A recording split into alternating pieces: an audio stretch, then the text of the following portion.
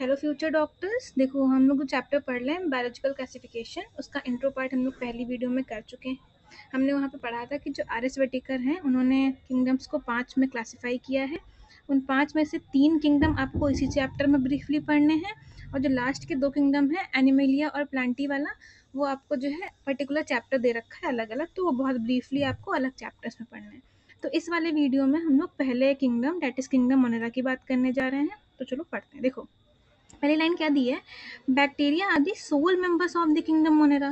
Like एक ये MCQ आ सकता है। दूसरा, they are most abundant microorganism, की जो बैक्टीरिया है वो सबसे ज्यादा पाया जा रहा है, मोस्ट अबंडेंट माइक्रो ऑर्गेनिज्म है। तीसरा, बैक्टीरिया ऑलमोस्ट हर जगह है, मतलब तुम कोई भी जगह ऐसे नहीं बोल सकते हो कि यहाँ बैक्टीरिया नहीं पाया जाता। इवन इवन एनसीईआरटी आपको एक एग्जांपल दे रही है कि अगर आप हाथ में मिट्टी भी लोत लेते हो ना, तो उसमें भी 100 ऑफ बैक्टीरिया प्रेजेंट होंगे, बस हमारी नेक्ड आई से दिखेंगे नहीं। ठीक है, अब क्या बोला गया है कि ये हर जगह है, तो उसको थोड़ा सा ब्रीफ किया गया है, उसको एलेबरेट किया गया है इस लाइन में कि they also live in extreme habitats, जैसे कि हॉट स्प्रिंग्स हो गया, डिजर्ट्स हो गया, स्नो हो गई, तुम्हारी डीप ओशंस हो गई, मतलब जहाँ दूसरी लाइफ फॉर्म्स लगभग सर्वाइव नहीं कर सकती हैं, वहाँ वहाँ भी प्रेजेंट हैं। या तुम ऐसे बोल दो जहाँ पे केवल थोड़ी सी लाइफ फॉर्म सर्वाइव कर सकती हैं, वहाँ वहाँ भी हैं। Like this is very fascinating also, और ये काइंड ऑफ शॉकिंग भी है कि इतनी कठिन कठिन जगहों पे पाई जा रही हैं। ठीक है, इस लाइन को ये सब कुछ एलेबरेट करा। दूसरा, many of them live in और ऑन अदर ऑर्गन, जैसे पैरासाइट्स, मतलब बैक्टीरिया पैरासाइट्स भी होते हैं, ये पॉइंट भी आपको याद रखना है। अब जो दूसरा पैरा है उसमें बताया गया है कि शेप के बेसिस पे, लाइक हम कोई भी क्लासिफिकेशन करते हैं तो पहले देखते हैं कि वो किस बेसिस पे है। तो शेप के बेसिस पे जो बैक्टीरिया हैं वो आपकी 4 टाइप्स की होती हैं। कौन कौन सी होती हैं, देखो बेटा, कॉकस होती है, ठीक है, इसका प्लूरल कोकाई होता है, बैसिलस होती है, विब्रियम होती है, और स्पाइरलम होती है। इन सब का प्लूरल फॉर्म, सिंगुलर फॉर्म अच्छे से आपको याद रखना है। Coccus is singular, plural is cocci. Bacillus is singular, plural is bacilli. Vibrium is singular, plural is vibrio. Spirillum is singular और प्लूरल क्या है इसका, स्पाइरेला। अब इन सबकी जो है तुम्हें शेप याद रखनी है, और ये वाला डायग्राम जो दिए हैं वो भी अच्छे से तुम्हें याद रखना है। देखो, ये तुम्हें डायग्राम से ही शो हो रहा है कि ये स्फेरिकल शेप की है। जो बैसिलस है तुम्हारा, ये रॉड शेप का है, और इसमें स्पोर है, इस बात का भी ध्यान रखना। तुम्हारी फ्लैजिलम है, सॉरी, जो स्पाइरेला है वो तुम्हारा, ये देखो, स्पाइरल शेप का है और इसमें फ्लैजिलम प्रेजेंट है, ये चीज़ तुम्हें ध्यान रखनी है। बैसिलस में स्पोर है और स्पाइरेला में फ्लैजिलम है।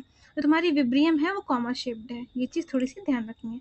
ठीक है, अब देखो, ये मेरे हैंड रिटन नोट्स में देखो, जो किंगडम मोनेरा है, देखो बैक्टीरिया सोल मेंबर्स हैं, ये मेन मेन लाइन है जहाँ से एमसीक्यूज आने के चांसेस ज़्यादा हैं।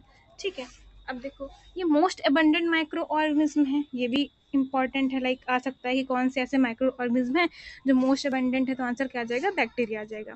They also live in extreme habitats, पीछे लाइन एलेबोरेट की गई थी। ठीक है, many of them live in और ऑन अदर ऑर्गन, जैसे कि पैरासाइट। अब उनके शेप के बेसिस पे 4 में डिवाइड किया गया था, that was coccus, bacillus, vibrio, spirillum, और देखो इनकी सबकी शेप दे रखी है। ठीक है, अब देखो नेक्स्ट पैरा पे चलते हैं, वो क्या कह रहा है, बोल रहा है कि though the bacterial structure is very simple, they are very complex in behaviour. मतलब तुम्हें देखने में तो इनका जो स्ट्रक्चर है वो बहुत ही सिंपल लग सकता है, लेकिन इनका जो बिहेवियर है ना, वो बहुत ही ज़्यादा कॉम्प्लेक्स है। लाइक अगर तुम दूसरे ऑर्गेनिज्म से कंपेयर करोगे ना, तो सबसे ज़्यादा एक्सटेंसिव मेटाबॉलिक डाइवर्सिटी दिखाते हैं ये bacteria as a group, show the most extensive metabolic diversity. कैसे, देखो, ये ऑटोट्रॉफिक भी होते हैं, ये हेट्रोट्रॉफिक भी होते हैं। और अभी आगे तुम्हें देखोगे ना, ऑटोट्रॉफिक में भी 2 पार्ट्स होते हैं, एक होता है फोटोसिंथेटिक, एक होता है केमोसिंथेटिक, तो दोनों ही पाए जा रहे हैं यहाँ पे।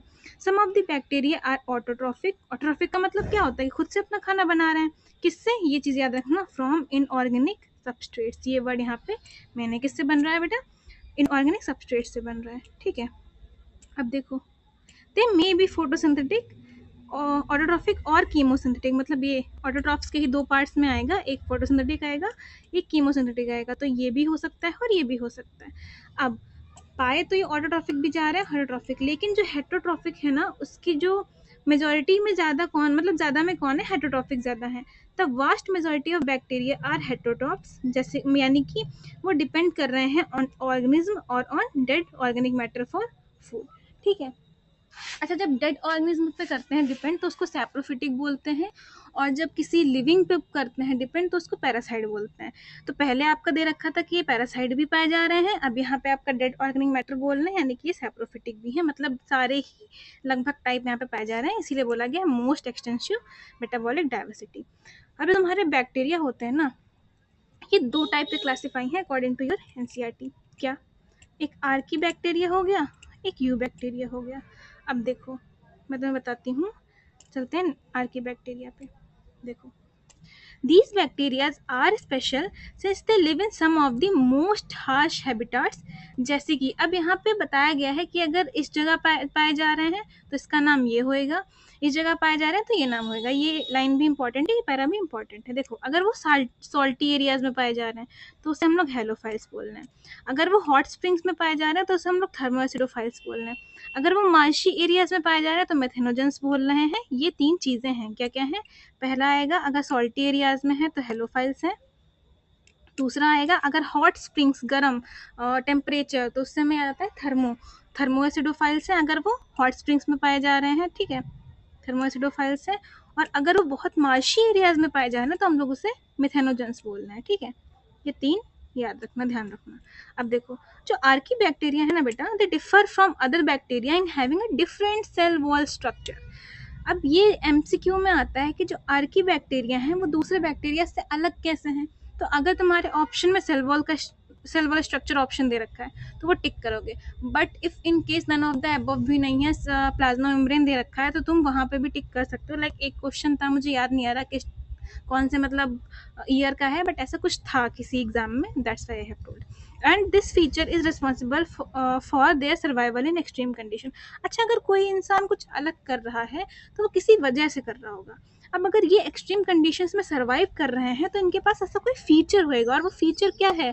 दे have different cell wall structure. ये लाइन अपने आप में एक दूसरे का रीजन बता रही है। देखो, जो मिथेनोजेंस है तुम्हारे, वो कहाँ प्रेजेंट है? मार्शी एरियाज में है, मतलब they are present in the gut, also present in the gut of several ruminant animals जैसे कि cow, buffaloes, and they are responsible for the production of methane biogas from the dung of these animals. मतलब एक जगह बताया गया कि marshy areas में है, और एक तुम्हें वो बताया गया है कि गट ऑफ रूमिनेंट एनिमल्स में भी है, जैसे गाय हो गया, भैंस हो गई, और यही रिस्पॉन्सिबल होता है बेसिकली मीथेन के प्रोडक्शन के लिए। अच्छा, ये वाली जो लाइन है तुम्हारी, इसको थोड़ा सा ध्यान रखना, अभी क्लास 12th में एक चैप्टर आएगा, वहाँ पे जो बायोगैस प्रोडक्शन है वो थोड़ा सा अच्छे से दे रखा है, वहाँ पे ये चीज़ ज़्यादा काम आएगी, याद रखना बेसिकली वहाँ पे ये चीज़। ठीक है, अब देखो, archaebacteria, they are special क्योंकि ये हार्श हैबिटाट्स में है, वही 3 नाम दे रखे हैं, हेलोफाइल, थर्मोसिडोफाइल और मिथेनोजेंस। डिफर करते हैं क्योंकि इनके सेल वॉल स्ट्रक्चर में डिफरेंस होता है। प्रेजेंट होते हैं मिथेनोजेंस तुम्हारे रूमिनेंट्स के गट में, और रिस्पॉन्सिबल है for the production of biogas from their dung. अब देखो, हम लोग आते हैं यू बैक्टीरिया पे, जो कि दूसरा था। ठीक है, अब देखो, there are thousands of different eubacteria. या यू बैक्टीरिया को ही बेटा हम ट्रू बैक्टीरिया बोल रहे हैं। ठीक है, कई बार ऐसे भी आता है ना कि eubacteria is also known as, वैसे करके। अब देखो, इनमें क्या होता है, इसमें रिजिड सेल वॉल भी हो सकती है, अगर मोटाइल है तो फ्लैजिलम भी हो सकता है। ठीक है, they have rigid cell wall, लेकिन अगर मोटाइल है तो फ्लैजिलम भी होएगा। अब देखो, द साइनोबैक्टीरिया, जिसको हम लोग ब्लू ग्रीन एल्गी भी बोलते हैं, have chlorophyll a similar to green plants, और इसको हम लोग फोटोसिंथेटिक ऑटोट्रॉप्स बोल रहे हैं। मैंने क्या बोला था, इसमें जो है ऑटोट्रॉप्स में दोनों टाइप आएंगे, दैट इज फोटोसिंथेटिक और कीमोसिंथेटिक, याद रखना। अभी आगे हम लोग कीमोसिंथेटिक पढ़ेंगे, और हेटेरोट्रॉप्स भी आएंगे। अब देखो, इसमें पहले फोटोसिंथेटिक की बात की गई है, और इसमें एग्जाम्पल तुम्हारा दिया गया है ब्लू ग्रीन एल्गी। ठीक, क्या बोल रहे हैं कि इसमें क्लोरोफिल ए है जो कि ग्रीन प्लांट्स के सिमिलर में है। ठीक है, अब तुम्हारे साइनोबैक्टीरिया को और एलिब्रेट किया गया है कि यूनिसेलुलर भी है, कॉलोनियल भी है, और फिलामेंटस भी है। कंफ्यूज मत होना, यूनिसेलुलर भी है, कॉलोनियल भी है, फिलामेंटस भी है। फ्रेश वाटर में भी पाए जा रहे हैं, मरीन पाए जा रहे हैं, टेरेस्ट्रियल एल्गर भी है, मतलब लगभग सब कुछ है। थोड़ा सा माइंड में रखना, बट लगभग सब कुछ ही है। ठीक है, अब जो कॉलोनीज हैं वो जनरली, मतलब most of the time surrounded by gelatinous sheath, जिसको हम लोग म्यूसिलेजिनस शीथ भी बोल रहे हैं। क्या है? Gelatinous sheath. अब देखो, they often form blooms in polluted water bodies.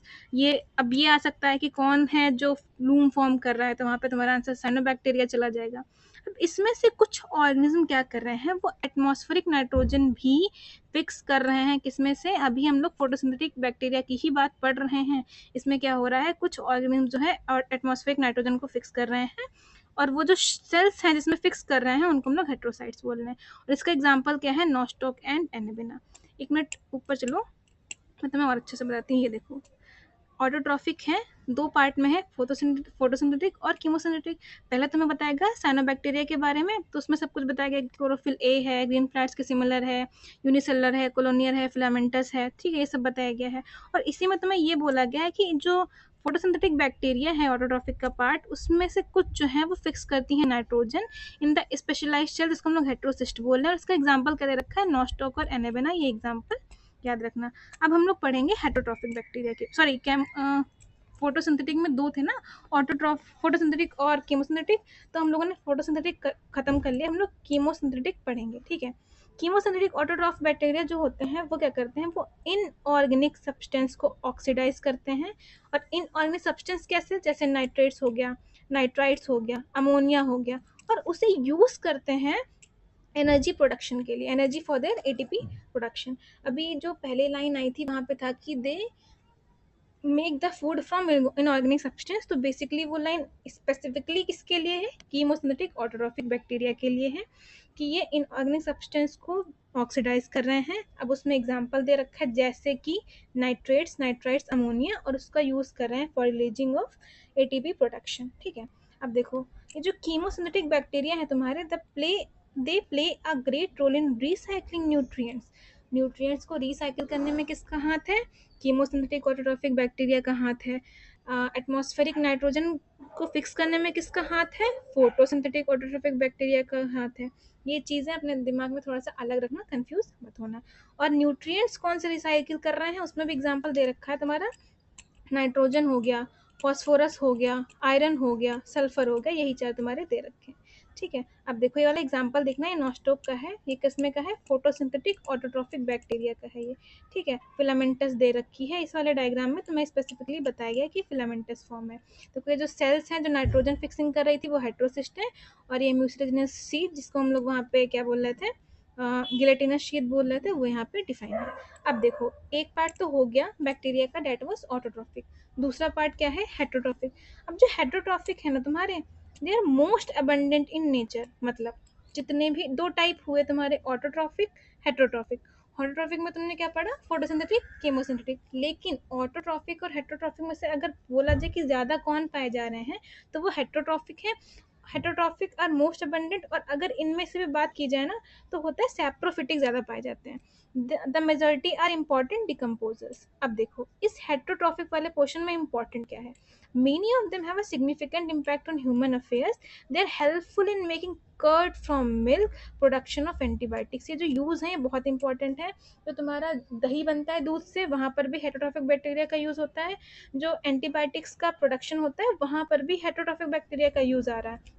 Fixing nitrogen in, अब इस चीज़ को उस चीज़ से मत करना कंफ्यूज, कि वहाँ पे तुम्हारा एक लाइन दे रखी थी ऑटोट्रॉफिक में, फोटोसिंथेटिक के पार्ट में, कि some of these organism can fix atmospheric nitrogen. यहाँ पे क्या दे रखा है, हेट्रोट्रॉफिक वाले में फिक्सिंग नाइट्रोजन इन लेज्यूम, ये स्पेसिफिक लाइन दे रखी है कि फिक्सिंग नाइट्रोजन इन लेज्यूम रूट्स, वहाँ पे तुम्हारा क्या है, ये चीज़ हेट्रोट्रॉफिक में आ रहा है। अब देखो, some are pathogens causing damage to human beings. अब इतना अच्छा अच्छा काम कर रहे हैं, कुछ बुरा भी कर रहे होंगे, ठीक है। तो कुछ इसमें से पैथोजेंस होते हैं जो डैमेज कॉज करते हैं ह्यूमन बींग्स को, क्रॉप्स को, फार्म एनिमल्स को और पेट्स को। और जो बैक्टीरिया के द्वारा कुछ डिसीजेज हैं वो तुम्हारे एनसीईआरटी में एग्जाम्पल दे रखा है, cholera, typhoid, tetanus, citrus canker, ठीक है। सीटी स्क्वायर से याद कर लेना, cholera, typhoid, cholera, typhoid, tetanus और सिट्रस कैंकर, ठीक है। अब देखो ये थोड़ा सा नोट्स में, ये कीमोसिंथेटिक वाला पार्ट नहीं पढ़ाया था, इसमें देखो ऑक्सीडाइज कर रहे हैं वेरियस इनऑर्गेनिक सब्सटेंस को, ये दे रखा है एग्जाम्पल, और ग्रेट रोल प्ले कर रहे हैं रिसाइकिल करने में न्यूट्रिएंट्स को। मेन मेन चीज़ें याद रखनी है। हेट्रोट्रॉफिक में क्या है कि कुछ पैथोजेंस हैं जो कॉज कर रहे हैं डैमेज, इसी में वो आ रहा है मिल्क प्रोडक्शन, कर्ड प्रोडक्शन वाला फ्रॉम मिल्क, और एंटीबायोटिक्स प्रोडक्शन आ रहा है। और एक लास्ट लाइन इस पोर्शन में तुम्हारी दे रखी है कि बैक्टीरिया का रिप्रोडक्शन कैसे हो रहा है। हाँ, ये इंपॉर्टेंट है कि मेनली तो ये फिजन से कर रहे हैं, लेकिन कभी कभी जब अनफेवरेबल कंडीशंस आती हैं तो ये स्पोर्स प्रोड्यूस करते हैं. They also reproduce by a sort of sexual reproduction by adopting a primitive type of DNA transfer from one bacterium to another. ये वाली लाइन भी इंपॉर्टेंट है. अब एक तुम्हारा छोटा सा दे रखा है माइकोप्लाज्मा के बारे में, और ये क्वेश्चंस बहुत आते हैं. देखो इसके बारे में, जो माइकोप्लाज्मा है वो तुम्हारा एक तो इम्पॉर्टेंट चीज़ यही है कि कंप्लीटली लैक कर रही है सेल वॉल को. दूसरा, ये स्मॉलेस्ट लिविंग सेल नोन है और ये ऑक्सीजन के बिना सर्वाइव कर सकती है. ठीक है, ये चीज़ इंपॉर्टेंट है. दूसरा, जो बहुत सारी माइकोप्लाज्मा है वो पैथोजेनिक होती है एनिमल्स के लिए और प्लांट्स के लिए. तुम्हारा डायग्राम दे रखा है डिवाइडिंग बैक्टीरियम में. देखो ये जो लेबलिंग है वो थोड़ा सा ध्यान रखना. ये वाला हो गया. और thank you so much for watching the video. You can recommend some improvement areas too.